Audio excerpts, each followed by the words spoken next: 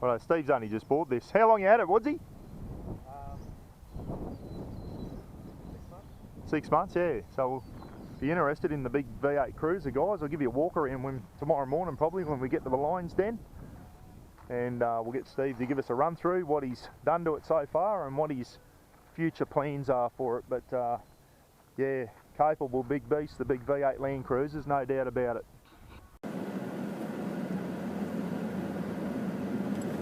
Well, it hasn't totally finished yet, guys. There's still a few little creek crossings and that.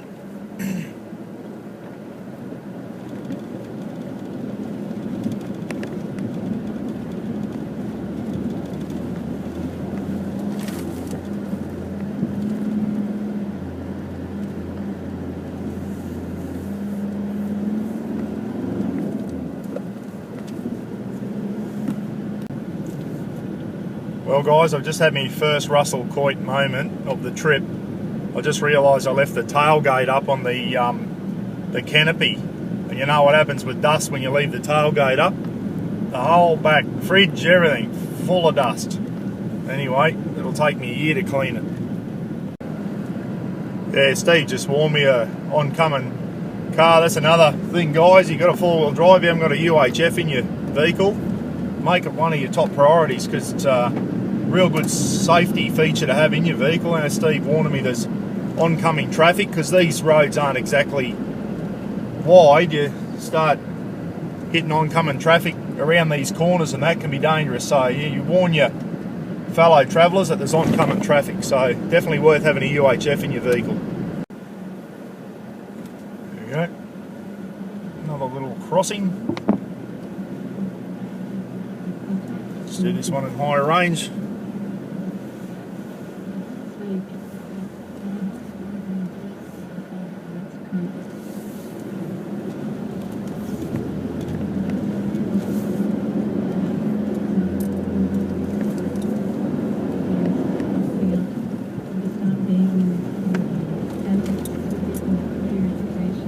Woodsy's up ahead now and just staying right out of his dust. Really dry at the moment, dry season. Towards the end of October. So if you're travelling on these roads, don't sit right up the other people's backside, guys. Get right out of their dust. It's a lot safer, especially if there's oncoming traffic. Rightio, we've made it. This used to be all dirt road last time I was here. I didn't realise where I was, but this is the infamous Lions Den Hotel, guys. Just south of Cooktown. If you're into your four-wheel driving, you've probably heard all about it. Ruff is scared of this lion here too. He doesn't like him at all. We'll go in and have a beer and we'll book our campsite. Well, there it is, guys, the famous Lions Den Hotel. Originally opened because there was a tin mine close by. And I've been told founded by a bloke called Lionel, which is where the Lions Den name comes from.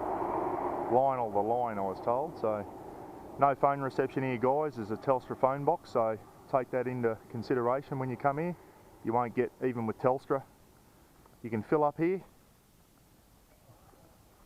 Looks like we got unleaded and diesel. We'll just check the price. October 2016. Oh, it's acceptable, eh? $1.50 a litre. I've seen a lot worse than that. When it opens us up, I'll give you a look inside. A lot of history to this pub. Basically you can sit out here and this is Mecca for four-wheel drivers heading to and from the Cape. They all stop in here for a feed and a cold beer. Great pizzas here, guys. I had one last night. I highly recommend them. And as I said, this place gets quite full in the four-wheel drive season when everyone's heading up to Cape York. Certainly a beautiful place to have a meal. Nice meals here. Just notice you can get proper coffees in the morning. Coffee and muffins, $7.50. So certainly a great place to spend a couple of nights. Just going to head into Cooktown for a look, and there's a waterfall on the way in that Woodsy knows about. But another thing too, guys, up here, a lot of unfenced area and a lot of livestock, so just be careful. You quite often see livestock on the side of the highway up around Cooktown. Well, this is Black Mountain Lookout. You can tell why they call it Black Mountain. Obviously a volcano millions of years ago or something, but that's incredible. About 25 kilometres south of Cooktown, guys. Right guys, we've turned off the main highway south of Cooktown, and Woodsy says some waterfalls out here somewhere, but it's very dry at the moment. I think we'll be lucky to see any water flowing over them. All the creeks are pretty dry, so anyway, we're on the right track now. We've taken a few wrong turns, but we're honing in on it now. Well, we didn't think the falls would be flowing, but this is in the middle of nowhere, guys, eh? Dry, dusty track to get in here, and have a look what we found. Anyway, we'll go down this little track and we'll have a closer look, eh? Bit of a gnarly little walking track to get in, but walking in rubber thongs don't help either. But this is beautiful in here. Wow.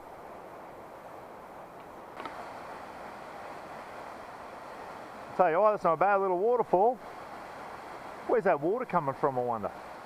It's dry as buggery, and there's still water flowing over. Steve was just saying this is the lowest he's seen it, eh? He's been out here a couple of times, but very low, but you can still swim out there. A couple of rope swings that the locals have probably set up. I'll get Rafa down there and get him in for a swim. Right, Rafa, go on, in you go. Get up, bud. Come on. Good boy.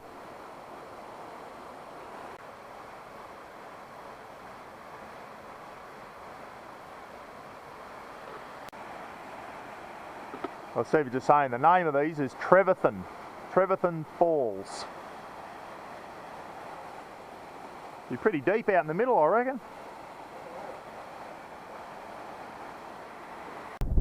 Alright guys, we're at the top of windy old Cooktown. Always blowing a gale around here. Every time I've been to Cooktown, it is just blowing.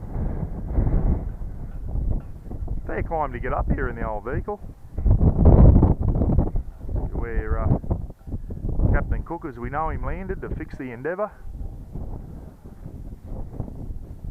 Roughly 4-hour drive north of Cairns, guys, Cooktown, if you're wondering. Down there's the Endeavour River, where he brought the Endeavour in to do repairs to it when he hit the reef back in the 1770 or whenever it was. A lot of history to this town.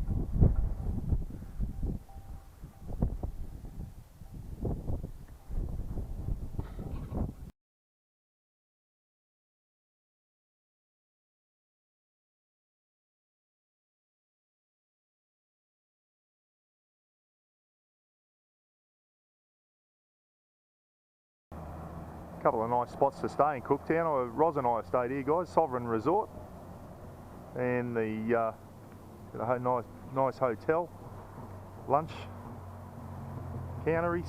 I'll give you a quick look inside. Rafa's tied up outside. Yeah, good place. We just stop and have a lunchtime beer.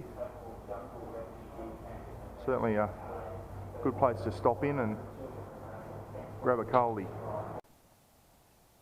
Right, this is about a 20-second walk from behind our campsite. Water's down a bit. As I said, the dry season usually a lot higher than this. But we'll give Rafa a swim. It's pretty safe to swim in, no crocs, I reckon. Yeah, beautiful little spot.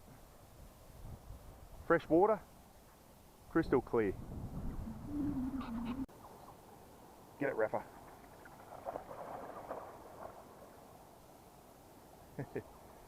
He loves chasing sticks.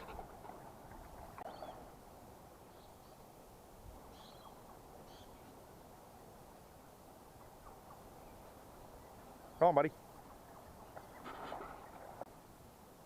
Be a top little spot to bring the little barbecue down, make a little fire down here and cook some brekkie or some lunch. Kids could have a paddle in there.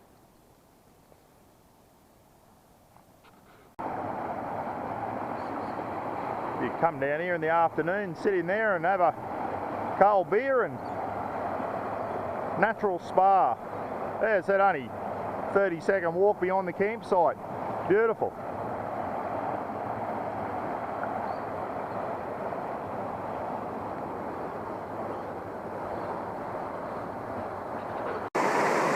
There you go, guys. That's the way to spend an afternoon in Cape York, with a great northern and a waterfall. Doesn't get much better than that. Well, this bottom section at the Lionsden Hotel, guys, is the unpowered camping sites. Quite a bit of room. Mind you, in the June, July, August, it's pretty packed here, so you got to book. We didn't have to book at the moment. It's late October, so there's not a lot of people here, but a little bit of room down here on the bottom section, and up on the top section is the powered sites there. So if you need 240 volts, you can plug into that up the top. I'll show you that shortly. There's also some huts up here I'll show you where you can camp in style. Well, this is the top section. It's also unpowered, and also got these little lodges. I'm not sure how much these are a night, but if you want to just pull in and camp in style, guys, a little balcony there and a bar, fridge, table. Got a fan inside, obviously a bed to sleep in, all covered up, so yeah, very nice. Little wood barbecue there if you want to cook your food up on the wood barbecue. Hope you can see this, guys. This looks like, you know, if you had probably for school camps and stuff. Sleep 8 in there, bunk beds. Nice little living area out here, balcony all covered up, all waterproof. Little sink there to do your washing up. Fridge, kettle, toaster, obviously 240 volts running to these huts. So yeah, I'll try and find out how much they are, and I'll put it up on the clip. If you're ever at the Lionsden and you got a large family or whatever, or a large group of yous, this might be the go.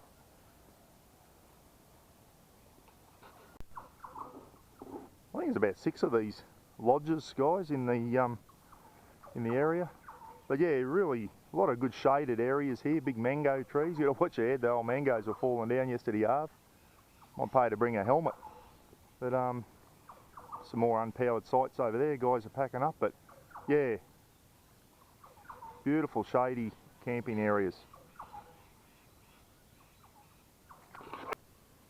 As you can see by the sign, there's toilet, showers and laundry. If you're staying here for a while, you can wash your clothes, get all the red dirt out of them. Flushing toilets and warm showers. Always went up and had a shower this morning. It was good to wash the dust out of yourself. There's some of the powered sites, guys. There's not a lot of them, but there's a few along there, about half a dozen or so. So if you need 240 volts, you got a caravan or whatever. But as I said, in the peak season, you need to book.